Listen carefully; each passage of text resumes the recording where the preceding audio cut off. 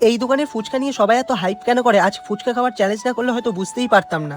দেখো ছেলের অবস্থা, এখন থেকে মুখ ঘেমে যাতা হয়ে গেছে। তো কি খবর ইন্টারনেটবাসী? কাল আমার বন্ধু জয়দেব কাজে চলে যাচ্ছে, আর আজ আমরা সবাই মিলে বসে আড্ডা দিচ্ছিলাম, আর তার মাঝে হঠাৎ শুরু হয়ে গেল কে কতগুলো ফুচকা খেতে পারে এই চ্যালেঞ্জ।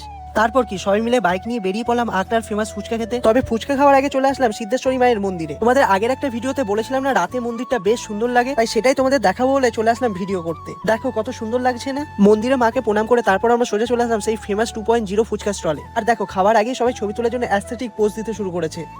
লজ্জা লাগা দরকার।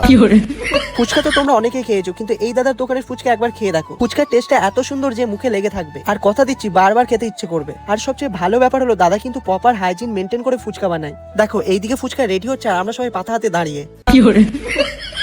তারপর শুরু হয়ে গেল আসল কম্পিটিশন, কে কতগুলো ফুচকা খেতে পারে সেটা নিয়ে পুরো রেশারেশি। সত্যি বলছি টেস্টটা ছিল কিন্তু দুর্দান্ত।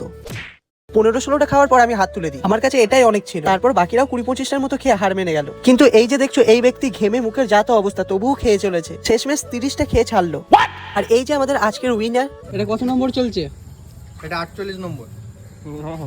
আপনি খান, আস্তে আস্তে খান। আমরা আর এই যে আমাদের উইনার, যিনি 37টা ফুচকা খেয়ে আমাদের সবাইকে হারিয়ে দিল। খাওয়া শেষ, এখন বিল পেমেন্টের পালা, তাই সবাই একে একে টাকা সেন্ড করছে। তো তোমরাও একদিন অবশ্যই 2.0 ফুচকা স্টলে এসে ফুচকা টেস্ট করে যাও, দেখবে সত্যি ভালো লাগবে। আর দাদাকে তোমরা পেয়ে যাবে রোজ আগ্রা বাস স্ট্যান্ডে সন্ধ্যে 5টা থেকে রাত 8টা পর্যন্ত। আমার দোকানে ফুচকা খেতে হলে আপনাদের চলে আসতে হবে আগ্রা বাস স্ট্যান্ডে। 5টা থেকে 8টা পর্যন্ত থাকি ওখানে। আর তাছাড়াও যদি এমনি কোথাও না দেখতে পাও আমাকে যোগাযোগ করতে পারো আমার এই নাম্বারে 6295060031। ধন্যবাদ। তো আজকের ব্লগটা এখানেই শেষ করছি। ভিডিওটা কেমন লাগলো অবশ্যই কমেন্ট করে জানিও।